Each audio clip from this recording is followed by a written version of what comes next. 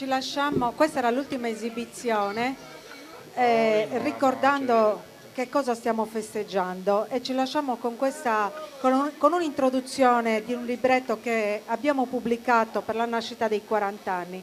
Ve lo leggo perché non sarebbe giusto, insomma, andare a braccio. I 40 anni della nascita del gruppo folk l'ho scritto io, mi offrono l'occasione di esprimere e omaggiare un'associazione folcloristica che negli anni si è meritata il plauso e l'onore di Villassor e dei Sorresi. La fama e il successo folcloristico hanno varcato i confini anche della nostra terra madre, generando vanto e lustro per tutti i componenti del gruppo.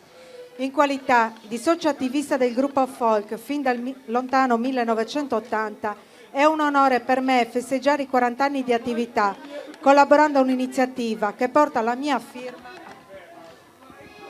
nel progetto di gemellaggio, prima con il gruppo folclorico di Alagon, Virga del Castillo, e successivamente con la stessa cittadina spagnola. E con questo progetto nel 2015, sotto l'ideazione del trascinatore del gruppo, Franco Mereu, che si innescono una serie di iniziative e proposte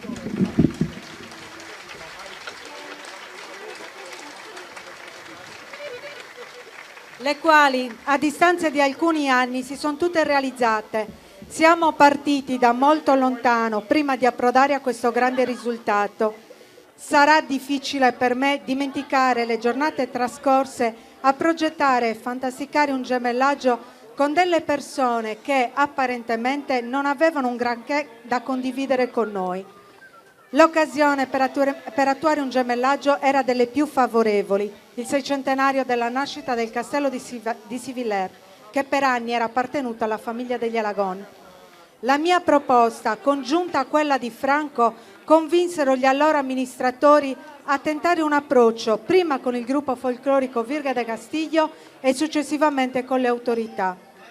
Nell'ottobre 2015 abbiamo ospitato il gruppo spagnolo. Nel giugno del 2016 abbiamo restituito la visita in onore del patrono del paese.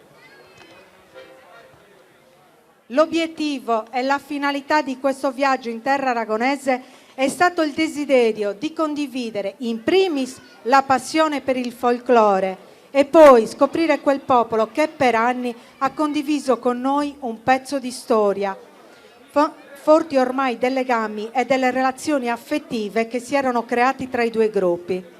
Già al rientro da questa bellissima esperienza abbiamo pianificato il passaggio da gemellaggio folcloristico a gemellaggio istituzionale, il quale avrebbe finalmente unito due cittadine che hanno ancora tanto da raccontarsi.